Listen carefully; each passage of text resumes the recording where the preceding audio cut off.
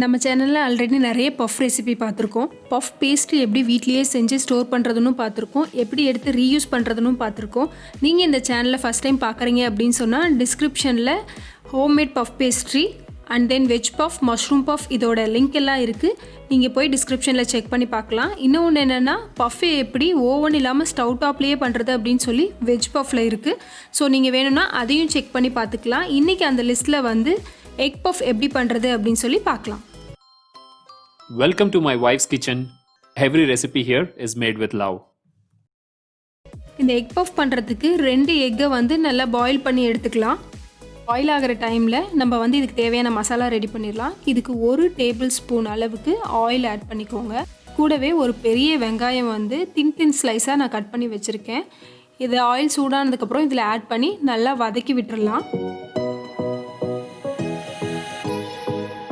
நல்லா வதங்கினதுக்கப்புறமா ஒரு 1/4 டீஸ்பூன் போல் கொத்தமல்லி தூள், 1/4 டீஸ்பூன் போல் ரெட் சில்லி பவுடர், 1/8 ஸ்பூன் அளவுக்கு கரம் மசாலா, ஒரு 1/4 டீஸ்பூன் போல் ஜீரா தூள், தேவையான அளவுக்கு உப்பு. இந்த ஸ்பைஸ் எல்லாமே உங்களுக்கு எது தேவையோ அந்த மாதிரி ஆட் பண்ணிக்கோங்க. இது கூட நீங்கள் இஞ்சி வேணும்னா தட்டி போடுறதுனா போடலாம். இந்த அளவுக்கு நல்லா வதங்கினதுக்கப்புறமா கொஞ்சமாக கொத்தமல்லி தலையை தூவி விட்டு ஆஃப் பண்ணிடலாம். இது கொஞ்சம் நேரம் நல்லா ஆறட்டும்.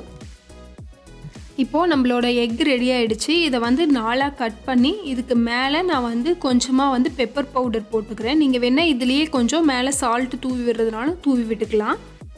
இப்போது நம்மளோட பஃப் பேஸ்ட்ரி வந்து ஃப்ரீசர்லேருந்து எடுத்து ஒரு 10 நிமிஷம் போல் வெளியில் வச்சுருந்தேன். இப்போ பார்த்தீங்களா இது வந்து தனித்தனியாக எடுக்க வரும். ஃப்ரீசர்லேருந்து எடுத்தோன்னையும் எடுக்க பார்த்தீங்கன்னா ட்ரை பண்ணிங்கன்னா வராது. ஏன்னா ஒன்றோட ஒன்று ஸ்டிக்காக இருக்கும். ஒரு 10 மினிட்ஸு டிஸ்டர்ப் பண்ணாமல் அப்படியே வச்சுடுங்க. இந்த மாதிரி அழகழகாக எடுக்க வந்துடும். இது ஆல்மோஸ்ட் என்கிட்ட இருந்த லாஸ்ட் ஷீட்டு. ஸோ அதனால் வந்து ஷேப் இந்த மாதிரி இருக்குது. எக் பஃப் பண்ணும்போது வந்து கொஞ்சம் பெருசாக இருக்க மாதிரி கட் பண்ணிக்கோங்க. இது வந்து நார்மல் சைஸ் தான், ரொம்ப பெருசு கிடையாது. கடையில் கிடைக்கிற பஃப் வந்து எக் பஃப் கொஞ்சம் வித்தியாசமாக ட்ரையாங்கிள் ஷேப்பில் ஃபோல்ட் பண்ணியிருப்பாங்க. பட் என்னால் இது குட்டியாக இருக்கனால இதை வச்சு ட்ரையாங்கிள் ஷேப் வந்து ஃபோல்ட் பண்ண முடியாது. அதனால நான் என்ன பண்ணுறேன் அப்படின்னா நார்மல் பஃப் மாதிரியே நான் பண்ணி காட்டுறேன்.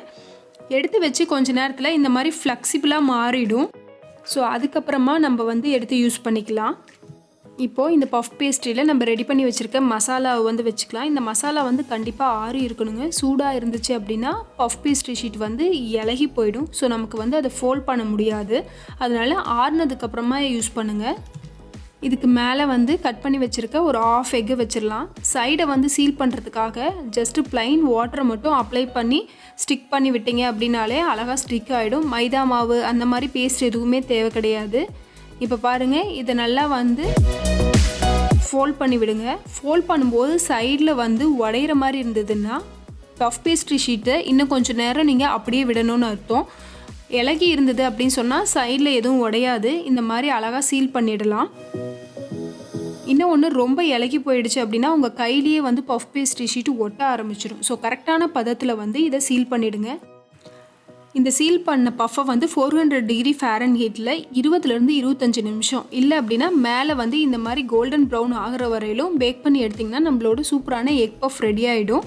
இல்லை நீங்கள் ஸ்டவ் டாப்பில் பண்ணணும் அப்படின்னா மீடியம் லோ ஃப்ளேமில் வச்சுட்டு கொஞ்சம் ஒரு 40 to 45 மினிட்ஸ் விடுற மாதிரி இருக்கும்.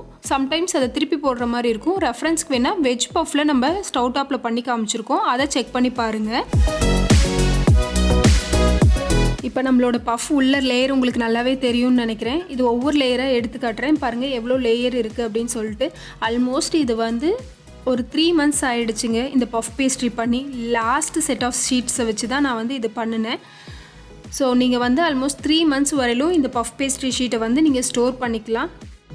இன்னொரு முக்கியமான விஷயம் என்ன அப்படின்னு சொன்னால், இந்த பஃப் பேஸ்ட்ரி ஷீட்டில் வந்து எந்த ஒரு ஆர்டிஃபிஷியல் ப்ரிசர்வேட்டிவ்ஸும் நான் ஆட் பண்ண கிடையாதுங்க. எல்லாமே நேச்சுரலான இது மட்டும்தான் நான் ஆட் பண்ணியிருக்கேன். கண்டிப்பாக இந்த ரெசிபி உங்களுக்கு பிடிச்சிருக்குன்னு நினைக்கிறேன். இந்த ரெசிபி உங்களுக்கு பிடிச்சிருந்ததுன்னா உங்களோட ப்ளேலிஸ்ட்டில் இந்த ரெசிபியை மறக்காமல் ஆட் பண்ணிக்கோங்க.